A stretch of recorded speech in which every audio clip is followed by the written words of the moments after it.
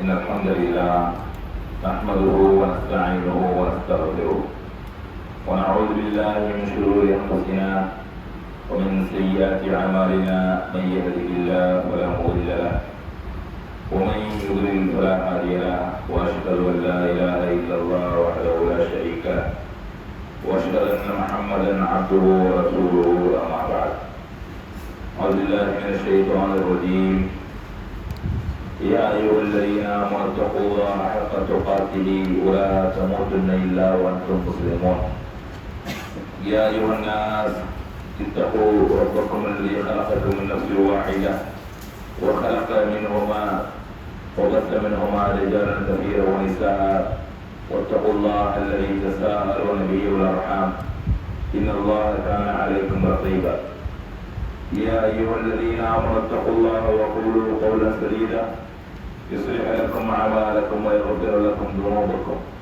ومن يطع الله ورسوله فقد فاز فوزا عظيما صدق الله العظيم.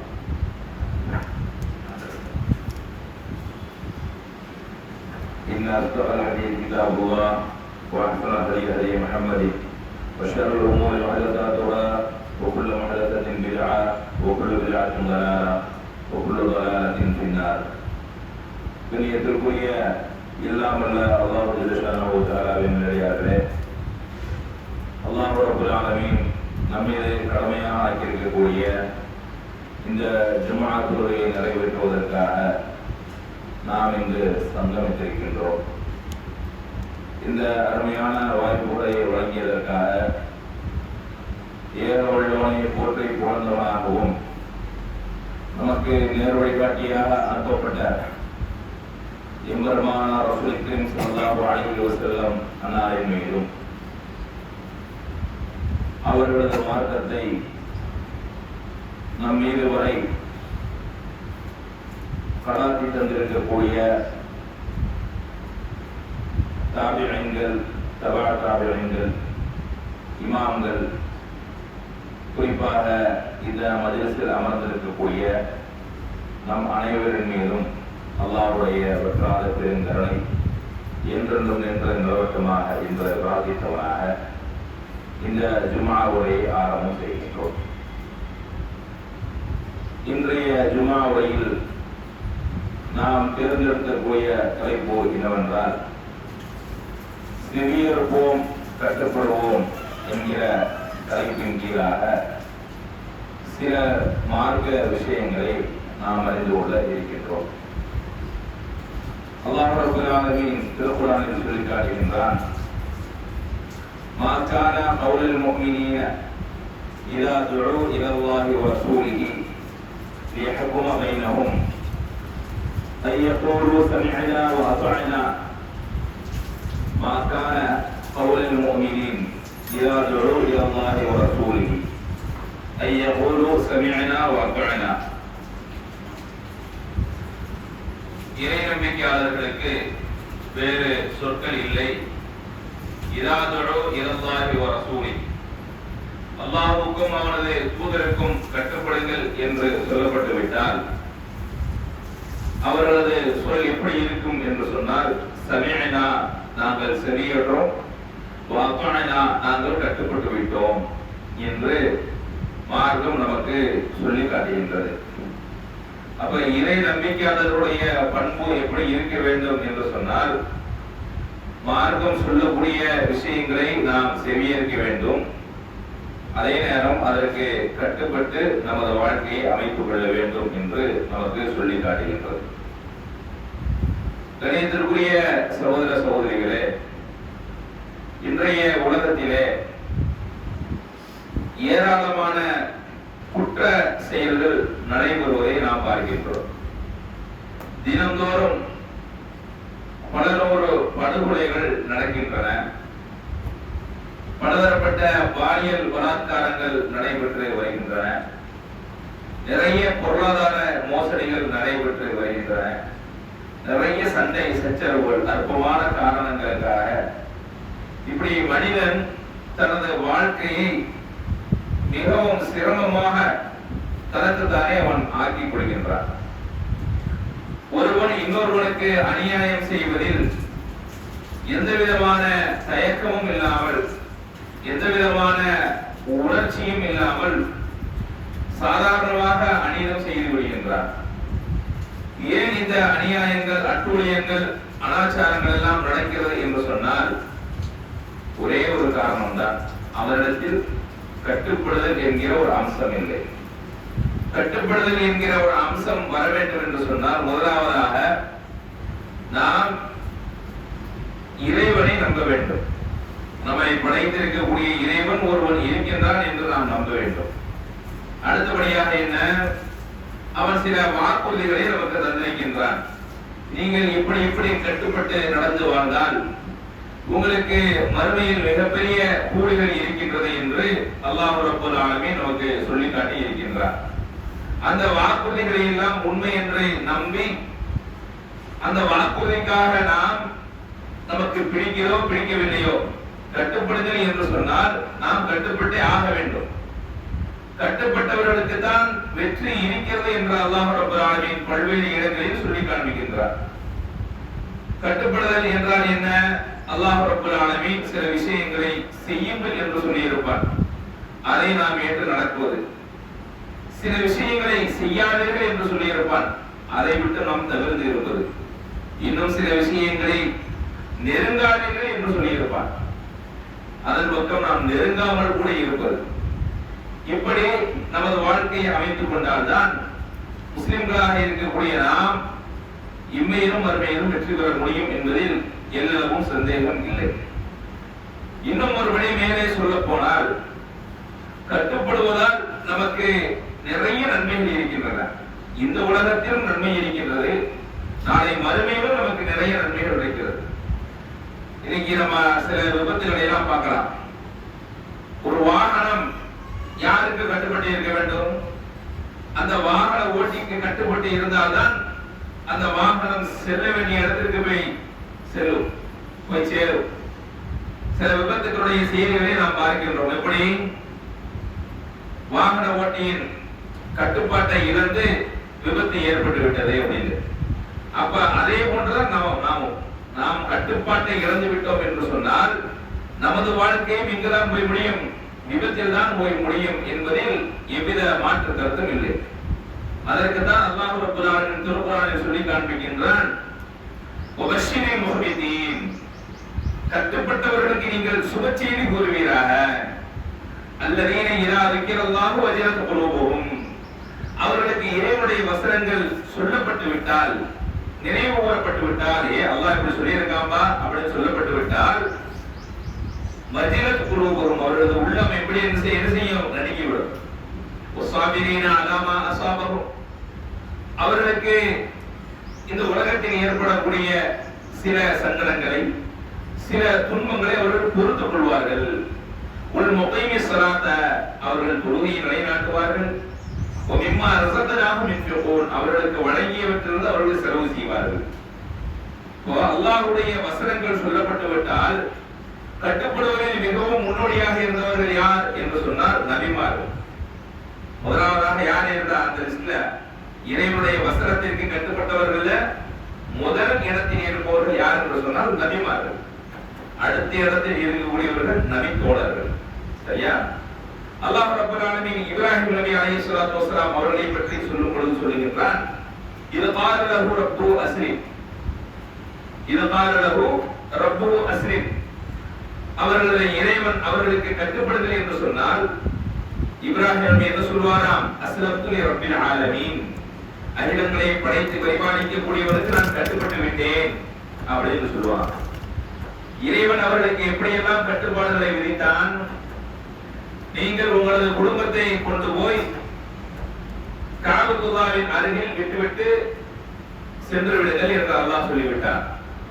அதற்கு அவர்கள் கட்டுப்பட்டார்கள். அதற்கு அவர்கள் குடும்பத்தார்களும் கட்டுப்பட்டார்கள். ஒரு கனவின் மூலமாக தள்ளாத வயதில் இறைவன் வழங்கிய அந்த குழந்தையை அவர்கள் வாலிப வயதை அடைந்ததற்கு பிறகு, திருமணம் எல்லாம் முடிந்ததற்கு பிறகு அவர்கள் மூலமாக ஒரு சோதனை ஏற்படுத்தினான். இதற்கு கட்டுப்படுகிறாரா என்று பார்ப்போம் என்று உடனே மகனை எனக்காக நீ அறுத்து பலியிடுவீராக அப்படின்னு அல்லாஹ் ரப்பல் ஆலமீன் ஒரு கனவின் மூலமாக சில விஷயங்களை சொல்லுகின்றான். அதையும் நிறைவேற்றுவதற்காக செல்கின்றார். இப்ராஹிம் நபி அலைஹிஸ்ஸலாத்து வஸலாம் அவர்களும் கட்டுப்படுகிறார்கள்.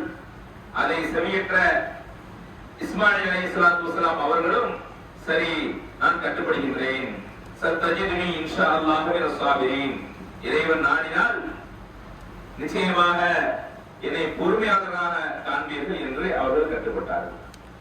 இப்படி கட்டுப்பட்டதினால்தான் இப்ராஹிம் அலைஹிஸ்ஸலாத்து வஸலாம் அவர்களை அல்லாஹ் உற்ற நண்பராக ஆக்கினார்.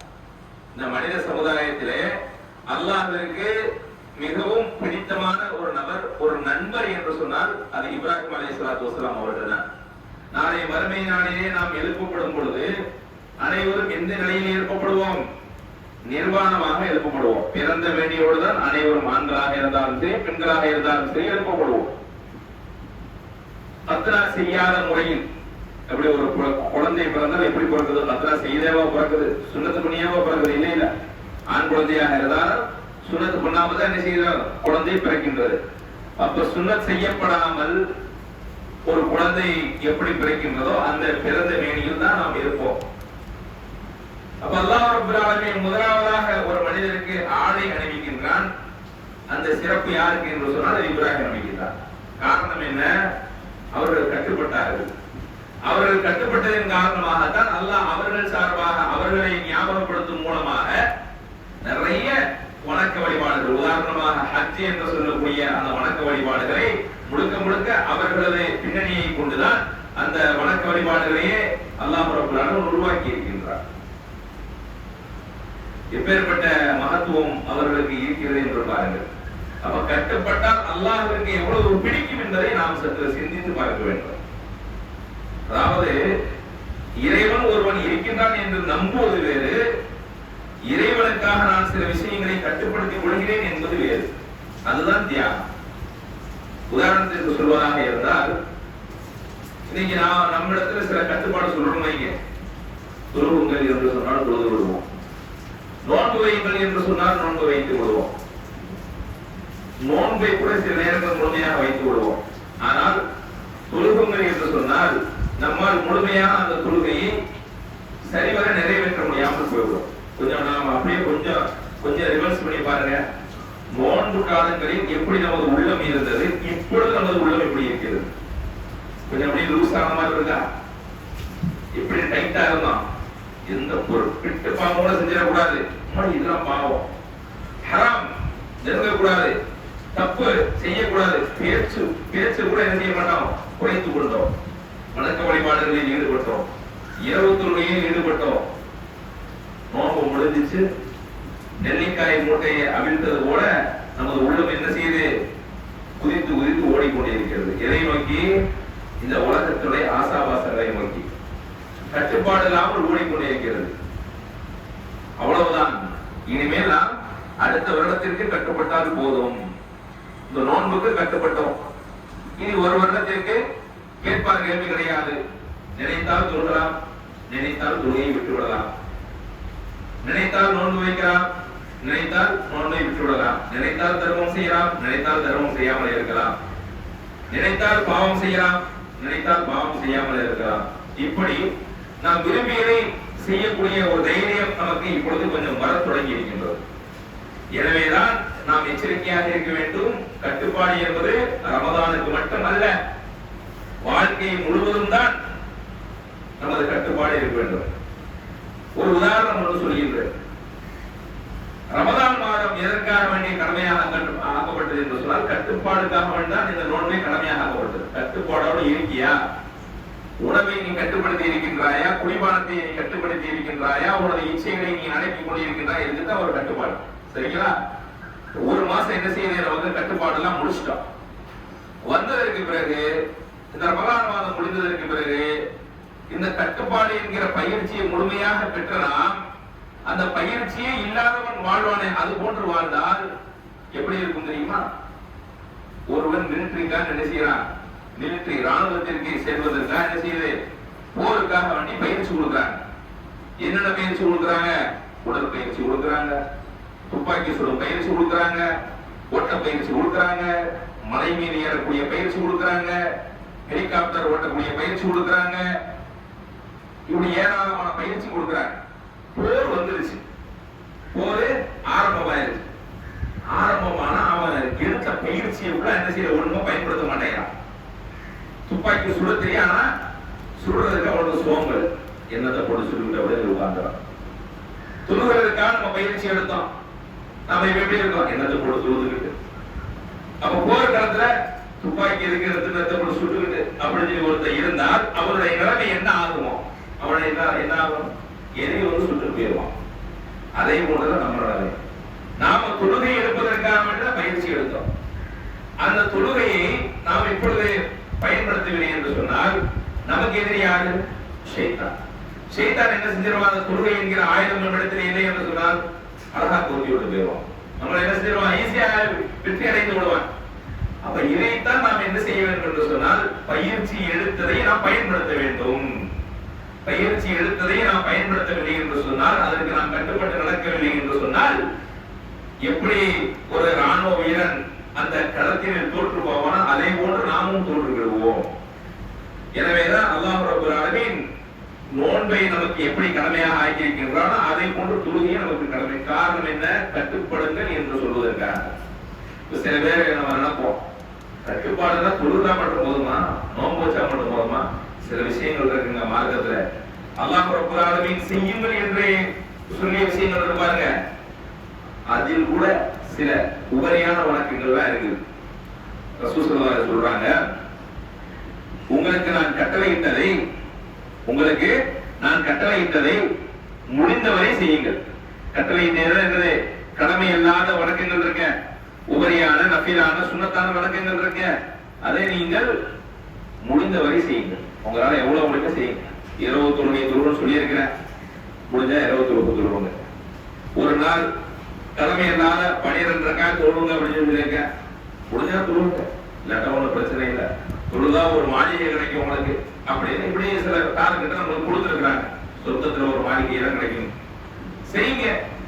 முடியாட்டா பரவாயில்ல விட்டுருங்க அப்படின்னு சொல்ல, செய்யுங்க அப்படின்னு இருக்கிறாங்க. அதுக்குதான் சொல்றாங்க, செய்யுங்கள் என்று சொன்னதை முடிந்த அளவுக்கு செய்யுங்கள்.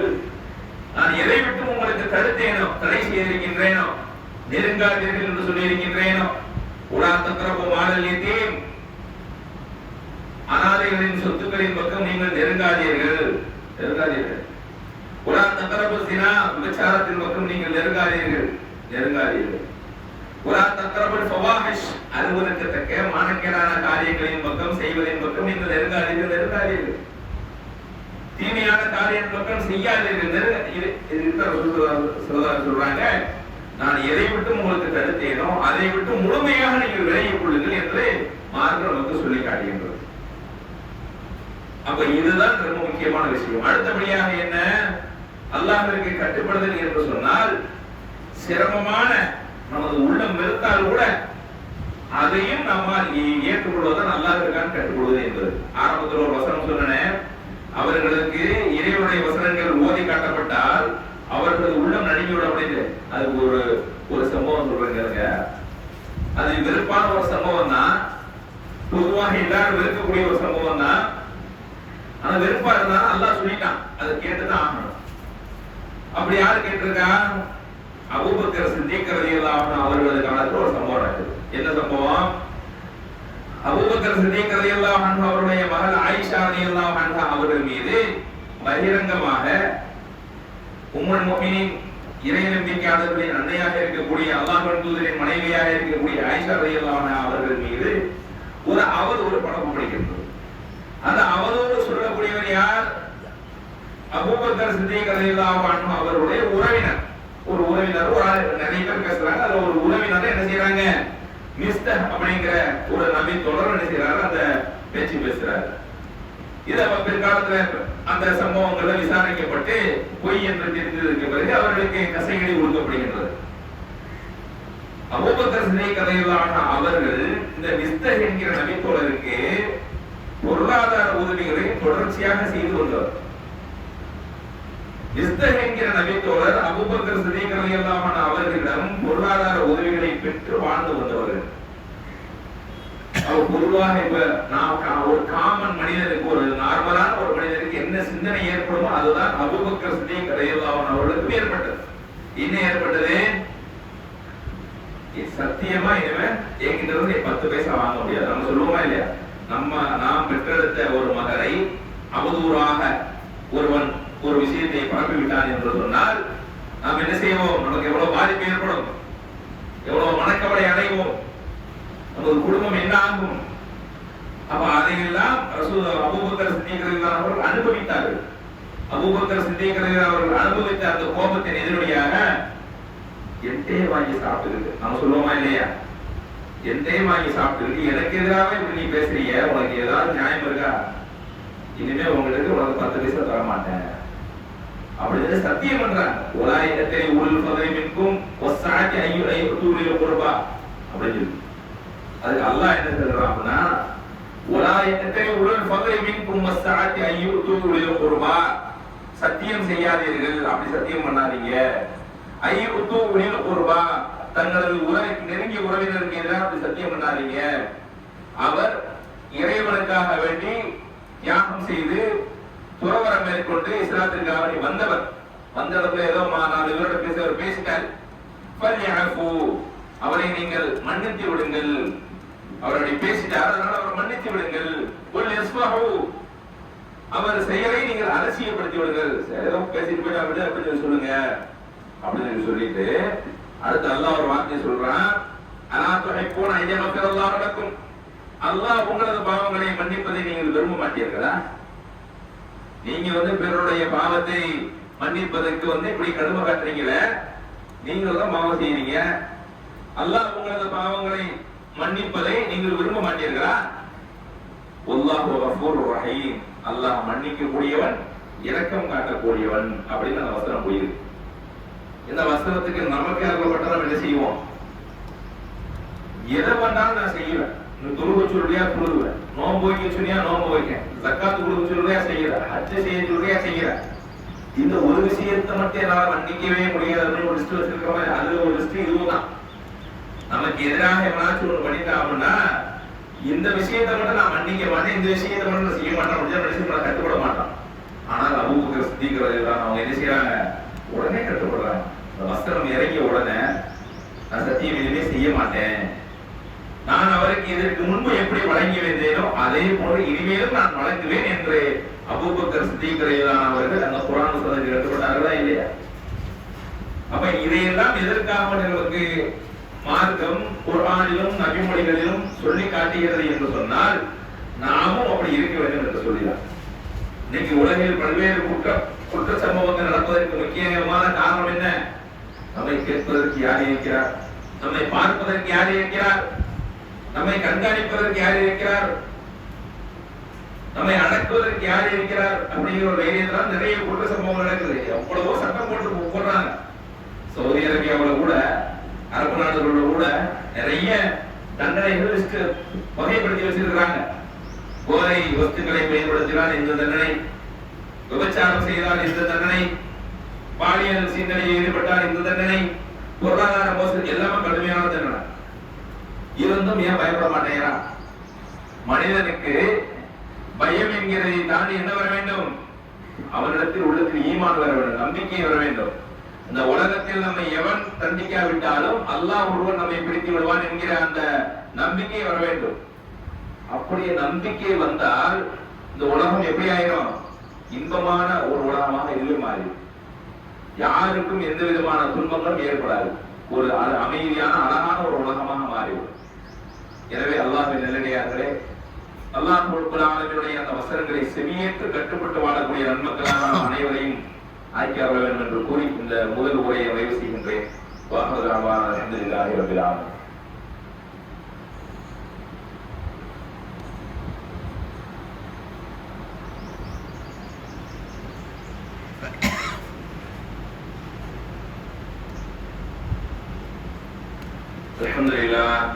அல்ஹம்துலில்லாஹி வஹ்தஹு வஸ்ஸலாத்து வஸ்ஸலாமு அலா மன் லா நபிய்ய பஅதஹு.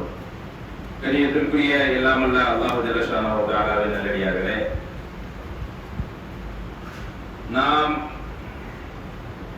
இந்த இந்திய திருநாட்டிலே அரசாங்கம் நமக்கு ஒரு கோரிக்கை விடுத்திருக்கின்றது. என்ன கோரிக்கை என்று சொன்னால், மேற்காசியாவில் நடைபெற்று வரக்கூடிய இந்த போரின் காரணமாக நமக்கு சிலிண்டர் மற்றும் பெட்ரோல், டீசல், நேச்சுரல் கேஸ் இதுவெல்லாம் தட்டுப்பாடு ஏற்படும். எனவே நீங்கள் லாக்டவுனில் எப்படி வாழ்ந்தீர்களோ அது போன்ற ஒரு சூழ்நிலைக்கு நீங்கள் தள்ளப்பட்டு விடுவீர்கள் என்று நமக்கு எச்சரிக்கை செய்திருக்கிறார்கள். ஆனால் இந்த போர் தொடங்கிய நேரத்திலே இந்த அரசாங்கம் என்ன, ஒன்றிய அரசு என்ன சொன்னது என்று சொன்னால், என்னிடம் 40 நாள் அளவிற்கு ஸ்டாக் இருக்குது. 40 நாளைக்கு நாங்கள் என்ன செய்வோம், எங்கேயுமே இறக்குமதி பண்ணாம பெட்ரோல், டீசல், சிலிண்டர் இதெல்லாம் விநியோகம் பண்ணணும் சொல்லி 2 நாள்ல நீங்க சிலிண்டர் புக் பண்ணா 25 நாள் கழிச்சு தான் கிடைக்கும் அப்படின்னு சொல்லி சொன்னாங்க. அப்புறம் நேரத்தில் என்ன சொல்றாங்க, 35 நாள் கழிச்சு இனிமே என்ன செய்யும், சிலிண்டர் வரும் அப்படின்னாங்க. அப்ப என்ன, 40 நாள் ஸ்டாக் இருக்குது என்று சொன்னது பொய். இப்ப ஸ்டாக் இல்லை. அதே நேரம் ஈரான் அரசாங்கம் அமைதியாக வாழ்ந்து கொண்டிருந்த ஒரு அரசாங்கம் உலக ரவுடியாக இருக்கக்கூடிய அமெரிக்கா மற்றும் இஸ்ரேல் இந்த ஆகிய 2 நாடுகளும் சேர்ந்து என்ன செய்யறான், அப்பாவி குழந்தைகள் மீது, பள்ளிக்கூடத்தின் மீது குண்டுமழை பொழிந்து அங்கு பயின்ற அந்த பெண் குழந்தைகளை, கிட்டத்தட்ட 175க்கு மேற்பட்ட பெண் குழந்தைகளை கொன்று விடுகின்றார். இந்தியாவில் இருக்கக்கூடிய நமது மாண்புமிகு பிரதமர் அமைதியாக வாய் மூடி இருக்கிறார். அங்கு இருக்கக்கூடிய உச்சபட்ச தலைவர் என்று போற்றப்படக்கூடிய அயத்துல்லா காமினி அவர்களை படுகொலை செய்கின்றார்கள் மற்றும் ராணுவ அமைச்சர்களை படுகொலை செய்கின்றார்கள். என்ன காரணம்? அவர்களாக எதுவும் ஆயுதங்களை முதலில் தூக்கினார்கள் என்ற ஒரு காரணமும் இல்லை. அவர்கள் ஈராக்கிற்கு எப்படி ஒரு பொய்யான ஒரு கதையை சொல்லிக் கொண்டு சென்றார்களோ, அணு ஆயுதம் வைத்திருக்கிறார்கள் என்ற ஒரு கதையை சொல்லி அந்த நாட்டை சீரழித்தார்களோ, அதே ஒரு காரணத்தை சொல்லி இந்த நாட்டிற்குள் இப்படி அநியாயமான முறையில் அக்கிரமம் செய்து கொண்டே இருக்கின்றார்கள். இந்த உலகத்தில் எங்களை கட்டுப்படுத்துவதற்கு யாருமே இல்லை, நாங்கள் வைப்பதுதான் சட்டம், எங்கள் சொற்களை தான் கேட்க வேண்டும் என்கின்ற ஒரு நிலைப்பாட்டில் அமெரிக்காவும் இஸ்ரேலும் இருக்கின்றது. அல்லாஹ் ரப்பல் ஆலமீன் இப்பேற்பட்ட அநியாயக்காரர்களுக்கு சொல்லி காட்டுகின்றான், கேள்வி எழுப்புகின்றான். அயஹஸபு அல்லை யக்திர அலைஹி அஹத், உங்கள் மீது ஒருவரும் சக்தி வர மாட்டார்கள் என்று நீங்கள் எண்ணிக்கொண்டிருக்கிறீர்களா? அல்லாஹ் கேட்கிறான். நீ இந்த உலகத்திற்கு வல்லரசாக இருக்கலாம், ஆனால் எல்லா வல்லரசையும் யார் மிகப்பெரிய வல்லரசன்? நான் தான். அல்லாஹ் நாடு என்ன செஞ்சிருவான்? செத்த நேரத்தில் அநியாயக்காரர்களை அழித்து விடுவான். அப்ப அதை அவர்கள் உணராமல் இது போன்ற ஒரு காரியத்தை செய்து கொண்டு இருக்கின்றார்கள். இதை வன்மையாக கண்டிக்கக்கூடிய இடத்தில் இருக்கக்கூடிய இந்திய அரசாங்கம் வாய் மூடி அமைதியாக இருக்கிறார்கள். ஹர்மோஸ் என்கிற அந்த நீர்வழி பாதையை அடைத்ததற்கு பிறகு சடங்கிற்காக அயத்துல்லா கமேனி அவர்களது மறைவிற்கு நாங்கள் அஞ்சலி செலுத்துகின்றோம், வருத்தம் தெரிவிக்கின்றோம் அப்படின்னு சொல்லி சொல்றாங்க. ஆனால் ஈரான் அரசாங்கமோ அமெரிக்கா மற்றும் இஸ்ரேல் ஆகிய நாடுகள் அவர்களுக்கு நண்பர்களாக இருக்கக்கூடிய நாடுகளுக்கு அந்த பாதையை பயன்படுத்துவதற்கு முழுவதுமாக தடை செய்திருக்கின்றது. ஆனால் இந்தியா, பாகிஸ்தான், இலங்கை போன்ற சில நாடுகளுக்கு அந்த நீர்வழி பாதையை பயன்படுத்துவதற்கு முழு அனுமதி கொடுத்திருக்கின்றார்கள். அதனால்தான் நாம் இன்னும் முழுமையாக இந்த பாதிப்பை உணராமல் இருக்கின்றோம். ஆனால் அந்த பாதிப்பை தாய்லாந்து நாடு இன்று முதலாவதாக அறிவித்து விட்டது. பெட்ரோலும் கிடையாது, சிலிண்டரும் கிடையாது, எதுவும் கிடையாது. ஆனால் அந்த பாதிப்பை அடையாமலே இன்னைக்கு இந்தியாவிலே பல்லாயிரக்கணக்கான உணவகங்கள் மூடப்பட்டு விட்டது. சிட்டிகள்ல பாத்தீங்கன்னா நிறைய பேருக்கு பாத்தீங்கன்னா ஒரு சிலிண்டரை வச்சு தான் இன்னைக்கு அவங்க வாழ்க்கை இருக்கு. ஒரு டீ கடை வச்சிருப்பாங்க, ஒரு வடக்கடை வச்சிருப்பாங்க, இப்படி நிறைய பேருடைய தொழில், ஒரு சின்ன ஹோட்டல் வச்சிருப்பாங்க.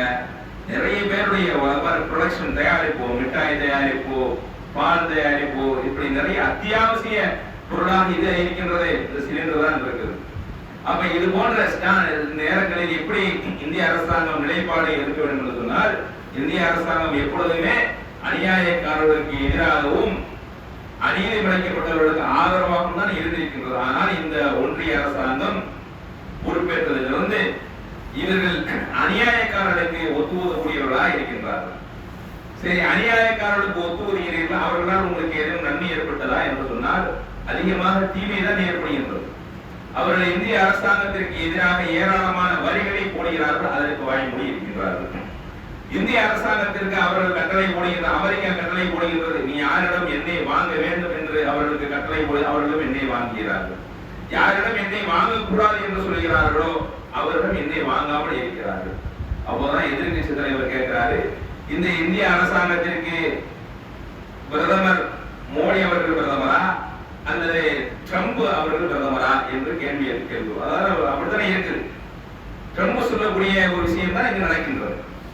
அப்போ இது போன்ற ஒரு இழிவான நிலைக்கு நமது நாட்டை தள்ளிவிட்டார்கள் என்பதில் மிகவும் நாம் வருத்தத்துடன் இருக்கின்றோம். இந்த விஷயத்தை தமிழ்நாடு தொகுதிமார் வன்மையாக கண்டிக்கின்றது.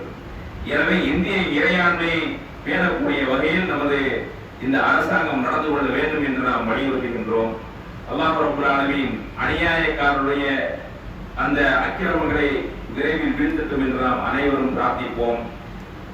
நன்மை மற்றும் இறையச்சத்தில் நாம் அனைவரும் ஒன்றிணைந்து அல்லாஹ்வுடைய அருளை பெற்று வாழக்கூடிய நன்மக்களாக நாம் அனைவரையும் ஆக்கிய வேண்டும் என்று கூறி இந்த ஜும்மா உரையை நிறைவு செய்கின்றோம். அல்ஹம்துலில்லாஹி ரப்பில் ஆலமீன்.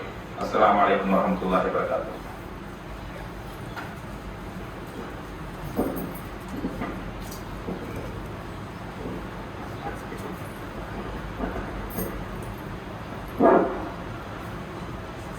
الله أكبر الله أكبر أشهد أن لا إله إلا الله أشهد أن محمدا رسول الله حي على الصلاة حي على الفلاح قد قامت الصلاة قد قامت الصلاة الله أكبر الله أكبر لا إله إلا الله.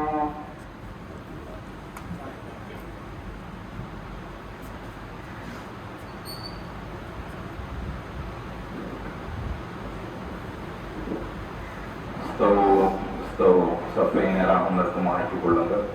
மொபைல் போன்களை செயலில் வைத்துக் கொள்ளுங்கள். அல்லாஹு அக்பர்.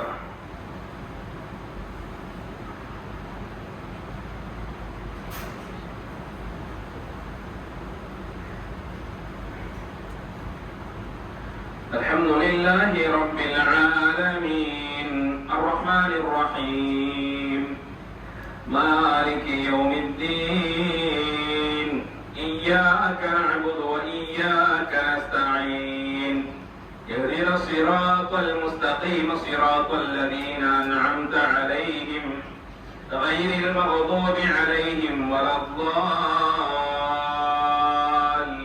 الضالين آمين.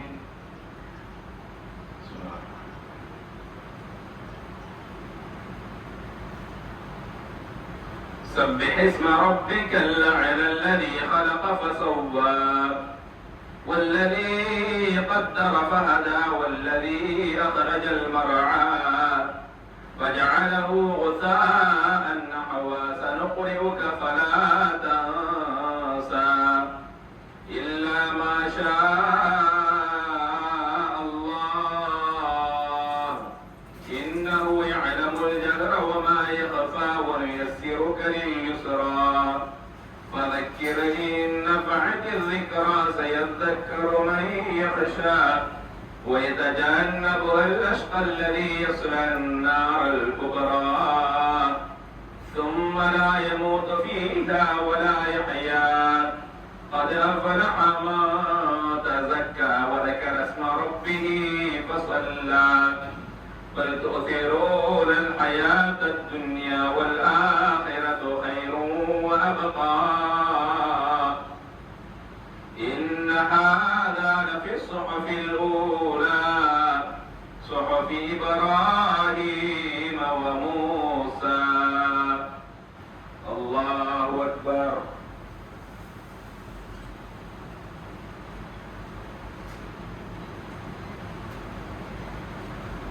سمع الله لمن حمده.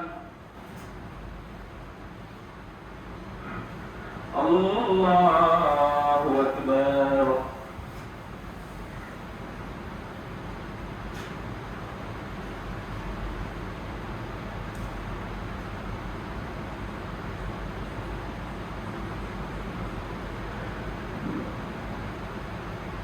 الله أكبر.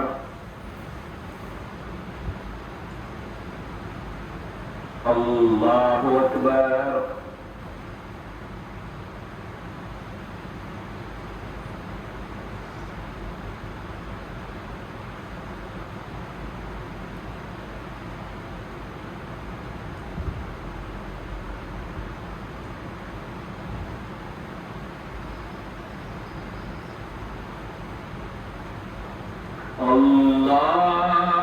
الله أكبر.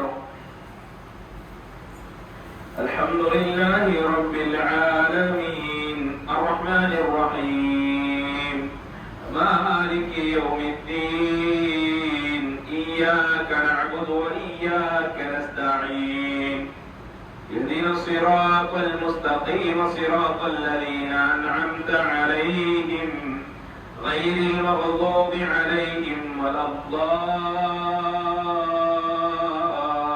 الضالين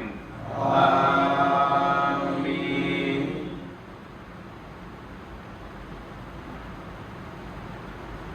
هل أتاك حديث الغاشية وجوه يومئذ خاشعة عاملة ناصبة تصلى نارا حامية تسقى من عين آنية ليس لهم طعام إلا من ضريع لا يسمن ولا يغني من جوع وجوه يومئذ ناعمة لسعيها راضية في جنة عالية لا تسمع فيها لاغية فيها عين جارية فيها سرر مرفوعة وأكواب موضوعة ونمارق مصفوفة وزرابي مبثوثة أفلا ينظرون إلى الإبل كيف خلقت وإلى السماء كيف رفعت وإلى الجبال كيف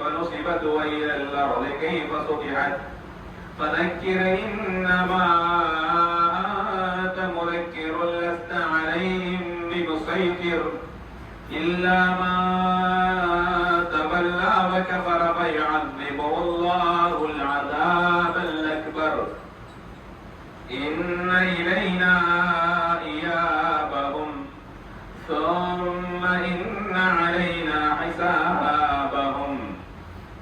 الله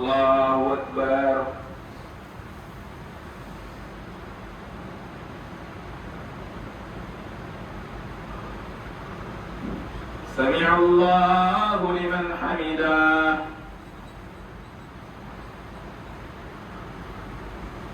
الله أكبر.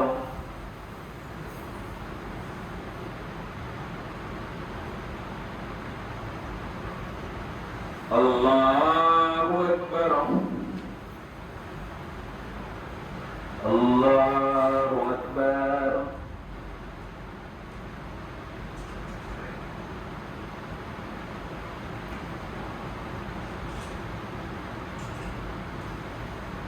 الله أكبر.